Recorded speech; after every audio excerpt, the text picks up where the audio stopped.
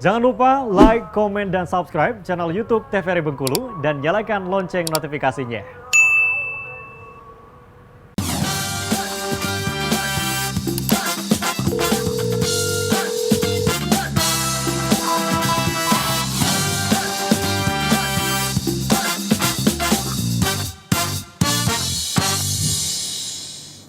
Assalamualaikum warahmatullahi wabarakatuh, pemirsa TVRI Bengkulu.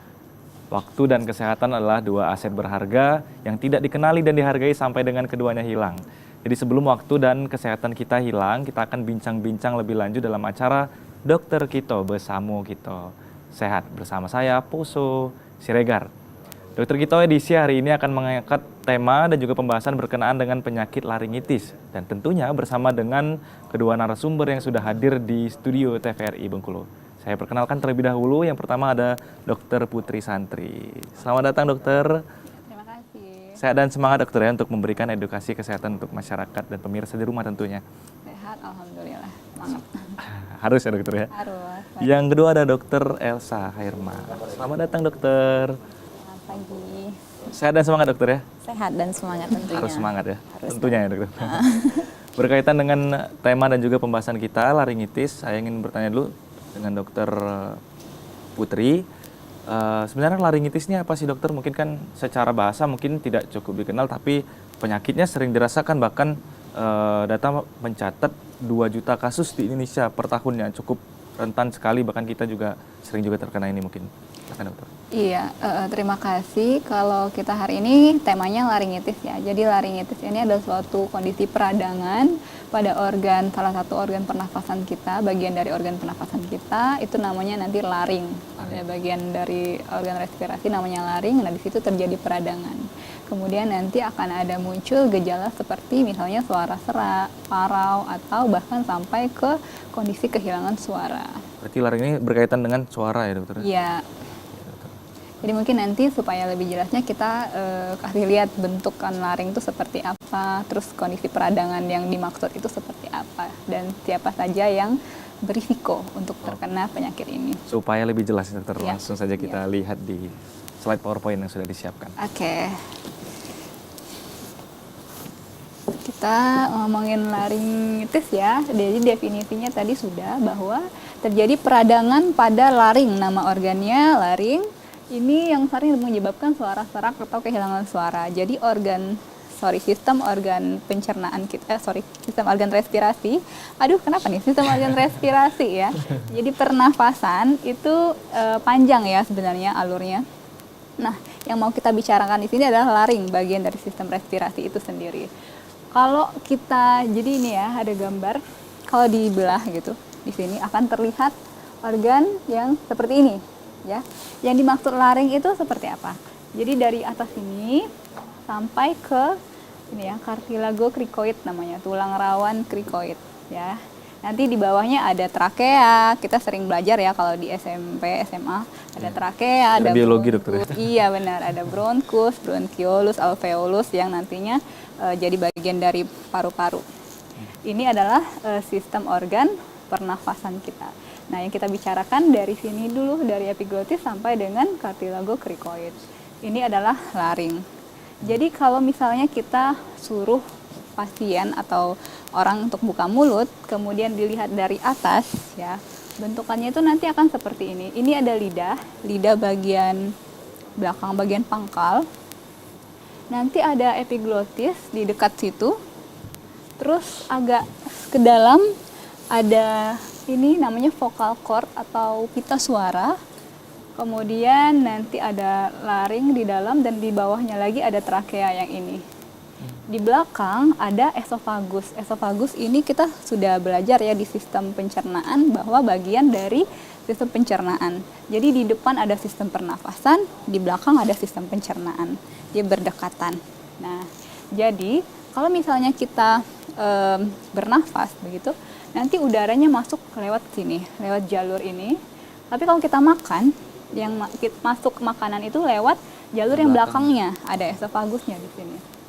Nah, fungsi laring ini apa sih sebenarnya? Jadi fungsinya banyak. Ada fungsi kalau kita mau ngomong, ini mengeluarkan suara tinggi, rendah, itu dia fungsi dari laring. Kemudian kalau kita misal nih, itulah kenapa kita tuh nggak boleh makan sambil ngomong, karena kan jalurnya berbeda.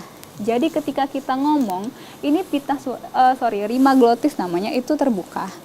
Jadi ada udara masuk, terus kita juga bisa mengeluarkan fonasi ya, suara. Tapi kalau misalnya kita makan, itu nanti akan ada refleks rima glotisnya tertutup. Jadi makanan tuh nggak bisa masuk ke jalur yang salah. Dia kan harusnya masuk ke belakang kan, masuk ke dalam saluran esofagus. Jadi kita tuh punya sistem fisiologis yang akan menutup jalur ini. Jadi bukan hanya sekedar larangan-larangan orang tua Iya, nih, gitu. benar Jangan makan sekali. sambil ngomong katanya ya. Iya benar, makan sambil ngobrol gitu kan.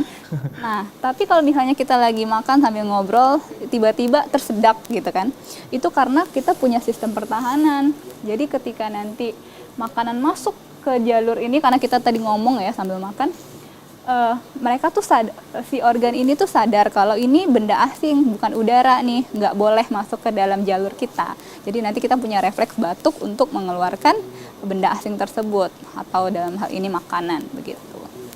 Jadi sudah lumayan tergambar ya, secara umum bentuknya seperti ini. Untuk bagian-bagiannya ya nggak perlu ya, maksudnya itu laringnya itu dari atas ini, dari epiglotis sampai ke cricoid cartilago. Terus kalau dilihat bentuknya seperti ini, ada pita suara di bagian laring itu, dan juga nanti ada epiglotis dan trakea ke bawahnya. Nah, ketika terjadi peradangan ini banyak ya penyebabnya. Dan itu jadi laringitis ini ada yang akut, ada yang kronis.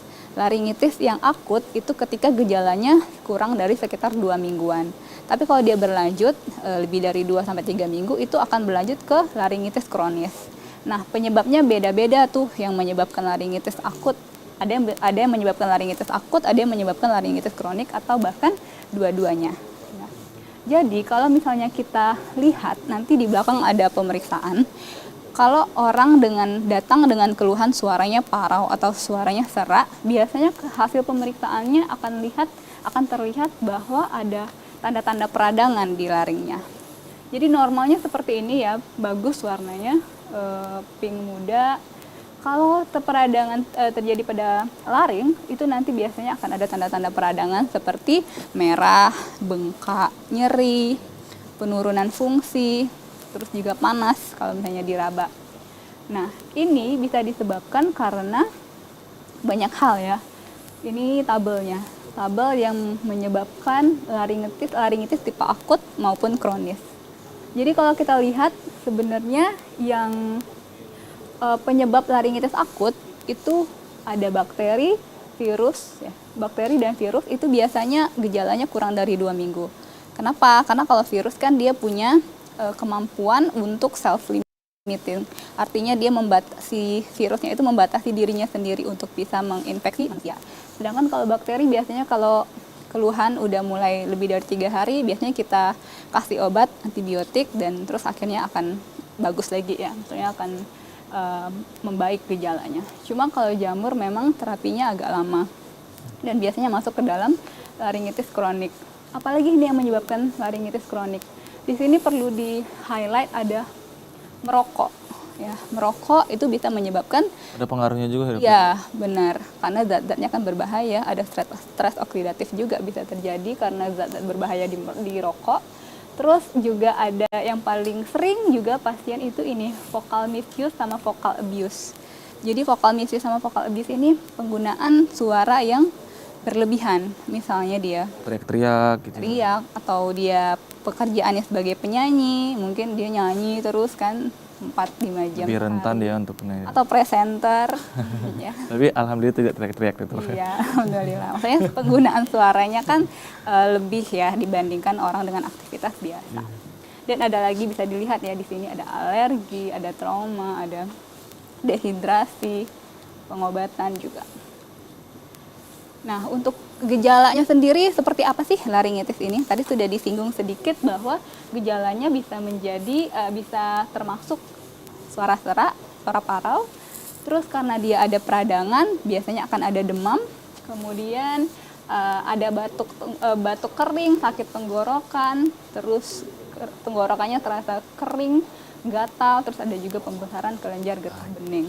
Jadi nanti biasanya kalau pasien datang dengan keluhan suara serak, kita akan anamnesis atau wawancara medis untuk kita mengetahui aktivitasnya tuh sebenarnya selama ini atau sebelum gejalanya muncul itu seperti apa. Baik dokter, kita tahan dulu sejenak. Iya. Pemirsa di rumah juga mungkin makin penasaran. Ini gejalaku nih. Silakan duduk dulu Iya, dokter. iya. Kita rehat dulu sejenak kita akan bahas lebih lanjut di segmen selanjutnya. Pemirsa jangan kemana-mana, tetap di Dokter Kito.